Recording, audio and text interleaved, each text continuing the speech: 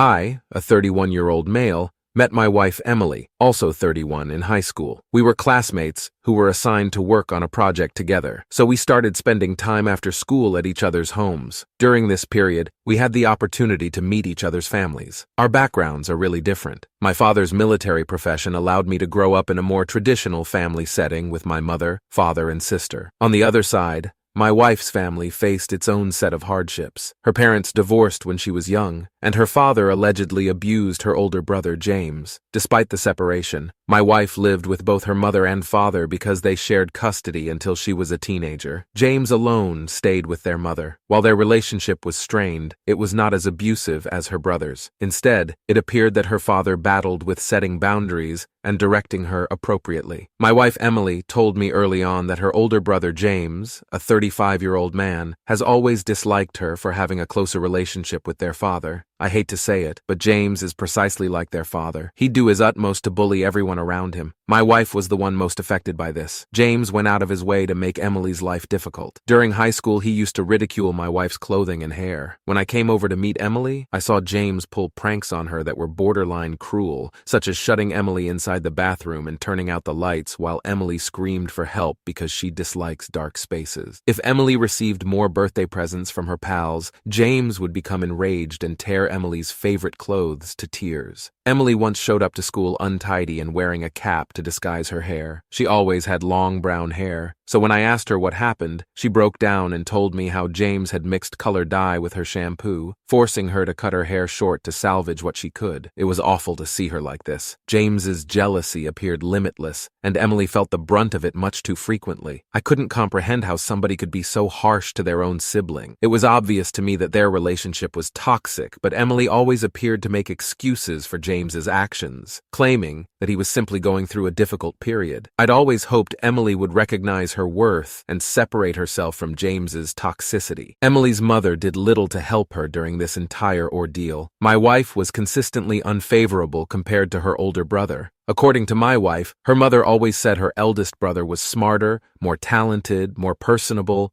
more popular, and overall better. As a result, my wife developed into a desperate overachiever as she grew older, hoping to win her mother's approval. Her mother, Lisa, would continuously encourage her to improve her grades, despite Emily being at the top of our class. Lisa would aggressively scold Emily if she even answered one of her questions incorrectly. Lisa would hang over us while we were working on our assignment at her house, telling us how she could improve it, despite the fact that we were meant to accomplish it without our parents' help. Lisa would ask me questions about Emily's behavior at school and her intelligence. I'd be quite uncomfortable because I didn't know Emily well at the time. However, her mother's intrusive questioning would irritate me. I suppose this is when I began to defend Emily subconsciously. When I came over, I would inform Emily's mother if she performed well in class, and Emily would simply flush and grin. Instead of complimenting her daughter, Emily's mother would say things like, "Emily has a lot of room for improvement and has to work harder to stand out." When Emily and I recognized that we had feelings for each other, she was terrified that James and her mother would find out. Looking back, I was too young to understand how she was abused. She would try to hide our relationship as much as she could, such as not contacting me after Lisa returned home from work, deleting her conversations with me every night, and not touching hands with me for fear of James noticing us. When prom was approaching in a few months, I asked Emily to accompany me, but she was hesitant to say yes. As a naive adolescent male, I'd had enough of her and her constraints. I told her pretty angrily that if she didn't accompany me to prom, I was going to end our relationship because I was sick and tired of hiding. This brought Emily to tears, and she told me that she was frightened that her mother and James would try to damage our relationship since they always take away the beautiful things in her life. I felt terrible at the time. Finally, Emily decided to open up about her connection with her mother. James threw a tantrum about Emily having a boyfriend before him and began yelling at her to break up with me. He would tell her that she was not good enough and I would still break up with her, so it was better for her to do it. Emily would cry a lot as a result of this, and she was insecure with me for a long time, fearing I would abandon her because of it. As you can expect, James and I never got along. It always seemed like he couldn't stand me, resenting the fact that anyone could date his sister. He would trash me, calling me a loser or foolish for being with someone like Emily. In an attempt to break us apart, he refused to give us space if I ever wanted to spend time with Emily at her house, so Emily and I began spending more and more time at my house. My mother has always adored Emily. She used to joke with us about how she always wanted a daughter, but ended up with 2 sons. I didn't mind sharing my mom with Emily because I noticed how much happier and brighter she was at our house. Emily began to come over more frequently, even joining us for supper. She became such a frequent presence in my family that my sister treated her as if she were her own sister. Also, my father would acquire Emily's chocolate tart whenever he could, because Emily adored the bakery near his business. Emily would sometimes sleep over. I suppose this is when the real trouble began. Lisa would chastise Emily for spending so much time at my house and insult her for hanging out with me. Emily's father was unconcerned about this, most likely because he was already seeing another lady at the time, but Lisa was convinced that I was a distraction in Emily's life and urged Emily to cease our relationship. Emily refused, which sparked a large confrontation when Lisa discovered our texts on Emily's phone and shattered them in fury. She began to cruelly wreck Emily's room, threatening to remove her door. James did nothing but fuel the fire by implying that Emily was probably doing something with me and that this is how females become pregnant. Their fight got so nasty that Emily's father had to come and get her. He assisted her in packing her clothes and books in preparation for her relocation to his home. Lisa proceeded to scream nasty things at Emily, further frightening her. Emily began living with her father, and I believe things improved slightly. Now, I will never say that he is the best father because he was violent toward James, but perhaps he has improved over the years because he is much more patient with Emily. He even permitted us to visit each other but insisted that she return home by 8 p.m. He had no problem with Emily spending time at my house. My mother would even send pies with Emily to her father, which is how he got to know my family. When Emily was ready to start college, Lisa contacted her, pleading with her to attend a college closer to home so that she could continue to see her. I told Emily that we could not let Mom do this, and that we needed to study at a respectable university as far away from her as possible. Fortunately, Emily agreed, and she and I were accepted to the same university, with her even qualifying for a scholarship. Now, college is much better for us. My parents would visit us whenever they could, and Emily's father was in frequent contact with her. Emily began to make new acquaintances and became more open. We could go out and party with our friends without fear of her mother calling her or yelling at us. Obviously, Emily and I were still working hard and performing our best, but we were a little more relaxed. Lisa paid her a visit once during her college career. Emily was stressed all day because she knew what was coming. I'm not sure why Lisa had come to visit because she spent the entire day mocking Emily's college decision and dress, as well as commenting on how Emily appeared to have changed and was no longer the polite daughter she had raised. Lisa talked the entire time about how James had finally met the right lady for him, and that they had recently become engaged. Emily was surprised because she had no idea and was disappointed that she had not been invited, despite the fact that she and James had not spoken in a long time. Lisa compared James's fiancée to me and how she could provide James with everything, which was ridiculous given that I was still in college. However, Emily was deeply impacted by this, and she was depressed for days. I've always believed that Lisa intentionally drags Emily down so that Emily can continue to work hard for her approval. Even though Emily could have just cut off her mother, she would tell me how much she missed her and wonder whether their relationship would improve in the future. Emily and I were doing well in our 4th year of college when we discovered she was pregnant. She had been experiencing morning sickness for a week, and her menstruation was late. We were overjoyed when we figured out what was going on. I knew it wasn't the best time to be a college student, but I didn't mind since Emily had always been the love of my life, and if things turned out this way,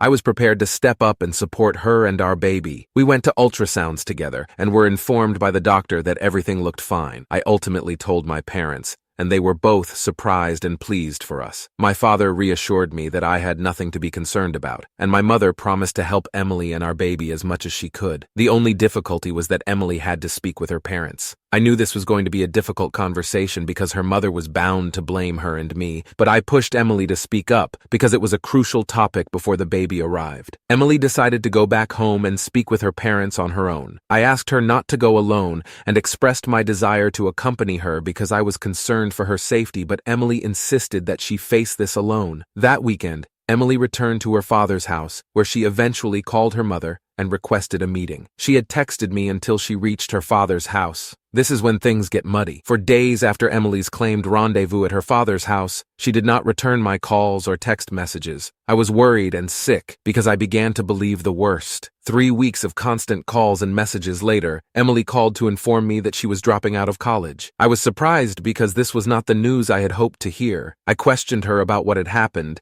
and she explained that her mother was fine with her pregnancy, but suggested that Emily be a good mother and take a break from the stress of college. She underlined how the baby could be harmed by her continual travel around campus and that she could always return to college the next year. I reminded her of her scholarship, but Emily informed me that her parents had talked and agreed to help her with her college tuition. She also expressed concern that people would gossip about her and judge her for becoming pregnant. I told her that if people judged her, they'd judge me too, but I didn't mind because she was my girlfriend and we loved each other. However, Emily refused. To be honest, everything sounded quite suspicious to me. My mind was racing, and I begged her to come back and talk to me. I even told her I wanted to drive back and meet her so we could talk about all our possibilities. I reminded her that my parents were willing to assist her, so she wouldn't have to drop out of college. I assured her that we would speak with the instructors together. I'm not sure why, but I felt a pit in my stomach because I was afraid my partner was being indoctrinated. Emily rebuffed all of my offers of assistance, stating that she was absolutely safe and well. She promised me that she'd be back in college shortly. I asked her about the baby, and she said that her mother would take care of it. I immediately opposed it. I informed her that she had no right to make a decision concerning the kid on her own because I was the father. Emily informed me that while her mother was sometimes harsh on her, she was generally a wonderful mom. I almost chuckled when I heard this and reminded her that she spent the majority of her high school years at my house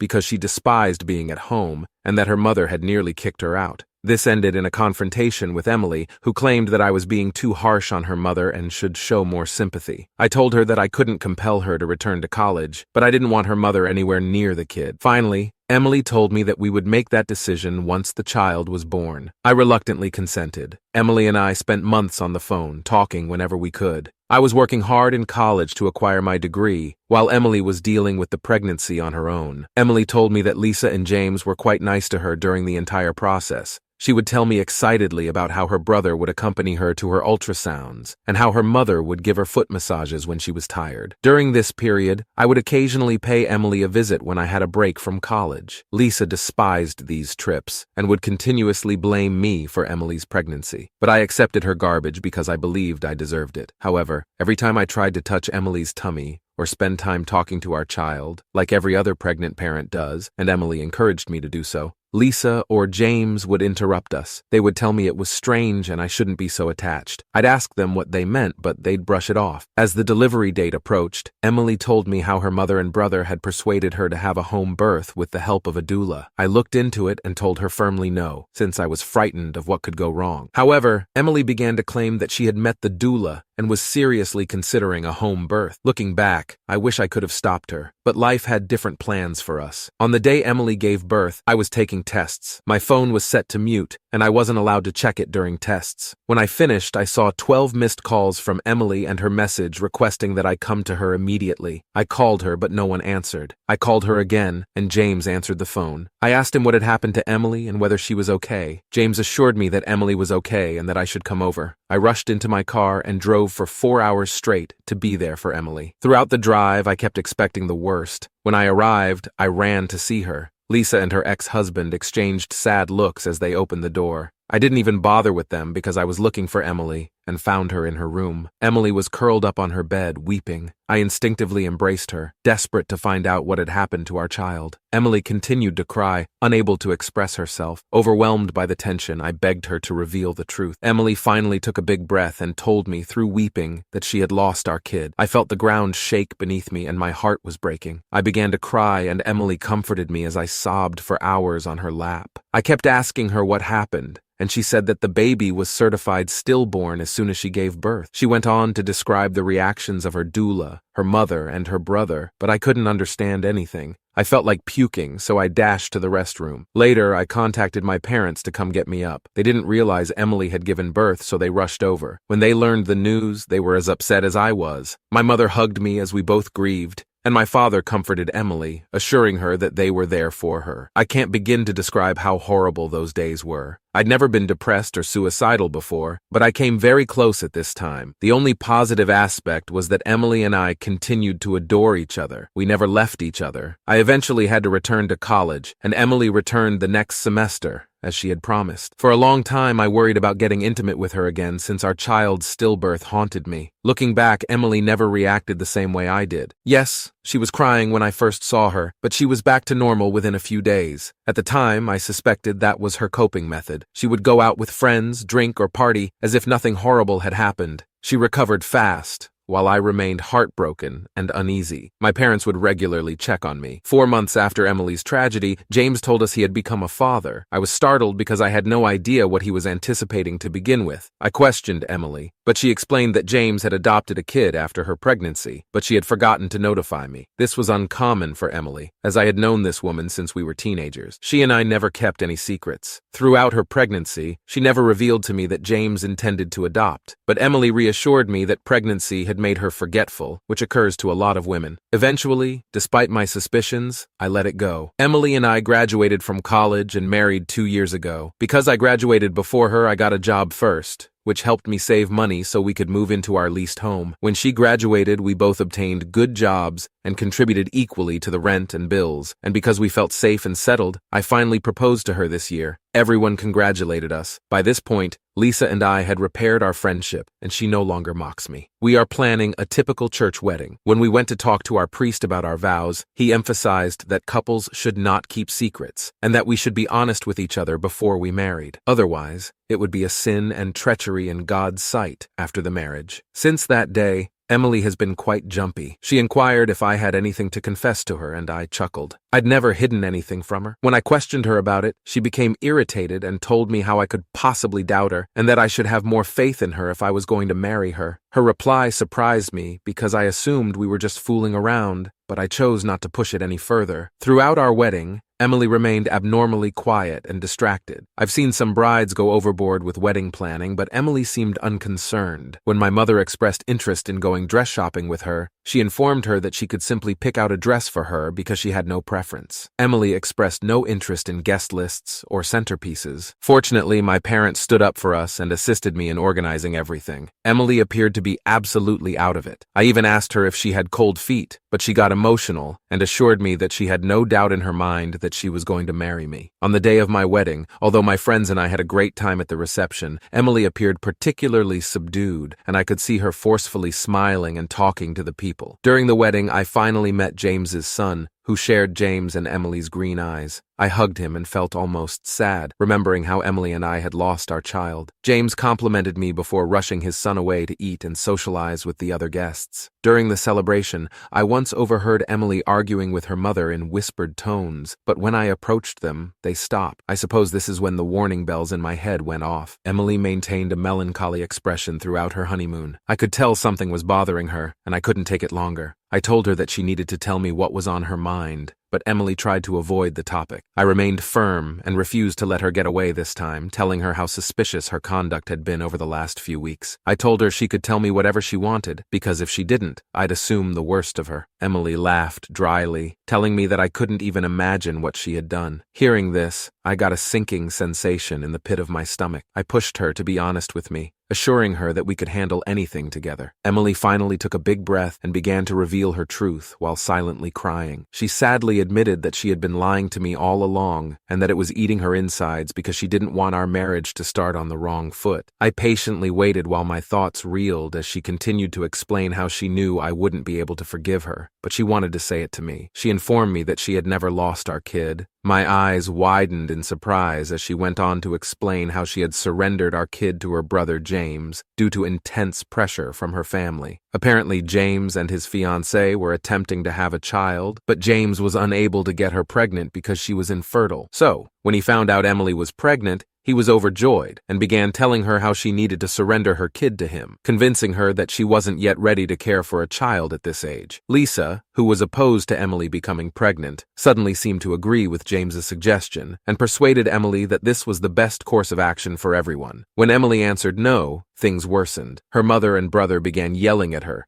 accusing her of being stupid and selfish and claiming that James could provide the child with everything she couldn't because she was still a broke college student. James explained that it didn't matter who raised the child because the child would be a part of the family, whatever, and Emily could always love the child as a cool aunt. Emily continued to refuse and even considered fleeing, but they confiscated her phone, leaving her feeling trapped. Even her father became involved, threatening to kick her out while she was still pregnant. Her mother insisted that delivering the kid to James was no big issue, and that she should do it for her infertile brother. She reassured her that this would only make them adore her more. I was stunned into silence as Emily continued to try to explain and excuse her behavior. I felt dazed and repelled by her. I went out of the room because I couldn't take being around her. As I write this on Reddit, I'm shivering with rage while my wife calls me anxiously. I don't want to talk to her because I'm so upset with what she's done. She gave up my son to her infertile brother and kept this secret for so long. I can't believe I met my son at a wedding, and James treated him like he was his child. I intend to hold my wife, her brother, and her entire family accountable for their actions. However, I only recently took my marriage vows, and I was reared with the belief that I should never desert my family and that everything can be sorted out. So, AITA, if I leave my wife to pursue this legally, can I get my son back? Will my wife get in trouble? I'm not sure what to think. I feel numb. Please help me. Update 1. I'm blown away by the thousands of comments on my post. Strangers have contacted me to ask if this is true and to express their sympathies. I'm sorry to say that everything is true, and I am a complete fool who was duped by my wife and her family. How could I be so stupid? I've read over all of your comments, and believe me, I blame myself more than you can. I've cried for hours. My 2-year-old son has been living a lie, just like me. After I posted this, I returned to my room and collected my belongings so that I could go home. Emily begged me not to leave her, even getting down on her knees, but I was done.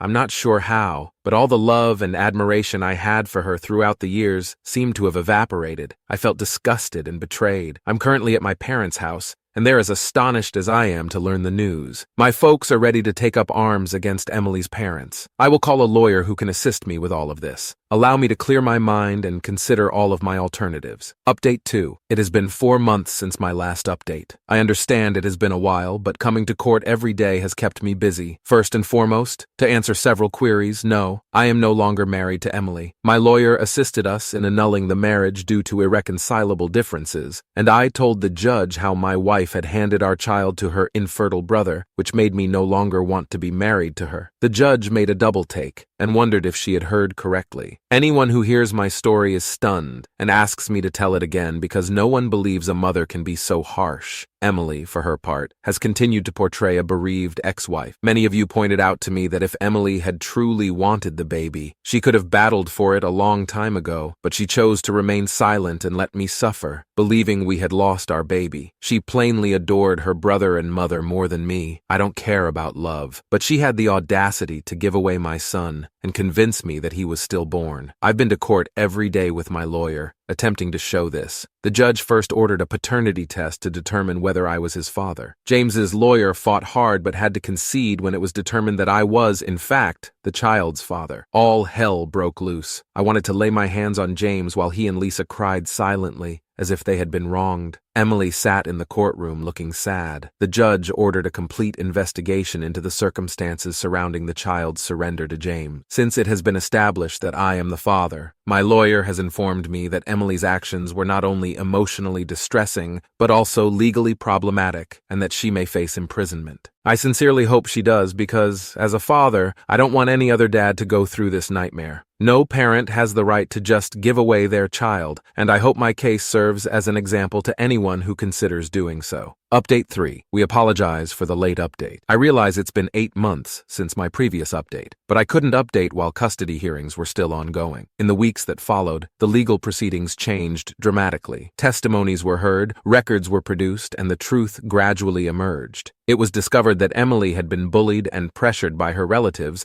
notably her mother and brother, to hand over our child to James. James's lawyer attempted to justify their actions, claiming that they really believed Emily was not ready to be a mother, and that delivering the baby to James was in the child's best interests. He further contended that the boy should not be forced to leave his family, and that James should remain his father. However, the judge remained unconvinced and highlighted the necessity of honoring both parents' rights. Based on the information presented and the judge's decision to prioritize the child's best interests, I was granted custody, and legal action was taken against James and Emily. The court found grounds to file charges for coercion, manipulation, and suspected violations of family and child welfare laws. As a result, James and Emily were arrested. The charges include conduct that caused emotional distress for both parents, coercion of Emily into giving up the child, and possible infringement of parental rights. The court also found that Lisa and Emily's father was required to attend obligatory counseling because they had pushed their children to do so, despite the fact that James was the one who devised and carried out the plan. James's fiancée was mainly unaware of James and Emily's compulsion and deception, and she had lived her life believing Emily had never wanted her son. I felt awful for the woman because she cried so much when it was time to leave Evan. Due to her little involvement, the legal implications for her include a large fine and community service. The judge advised everyone to stay away from me and Evan. Otherwise, the following legal implications would be more severe. I burst into tears of delight after the decision was made. I couldn't believe I had finally gotten custody of my son. The legal system had attempted to hold Emily and James accountable. Lisa was crying and yelling as she watched her two children being led out of court in handcuffs. I felt terrible when I saw Emily's face with the sorrow on it, but I told myself that she was no longer the lady I had fallen in love with. Since the court verdict, my son Evan has been living with me and my parents. A social worker arrived to drop him off, and we were told that they would continue to visit us for a few months until they were certain Evan was comfortable living with us. I'm not going to lie. I cried and embraced my son for hours while he looked puzzled. My parents later showed Evan his new room, and he happily hopped up and down on his bed. For a few days, I couldn't believe my son was still alive, and that I had finally gotten him after months of legal battles. Every time I see him, I want to hug him and never let go. The first few weeks were difficult for Evan because he missed his mother, but we've been going to a therapist, where I gently showed him images of Emily and me when she was pregnant, and told him that I was his father, and that he had been taken away from me. Evan took some time to process the news, but the therapist assures us that he will ultimately warm up to us, and we should allow him time to bond. Every weekend,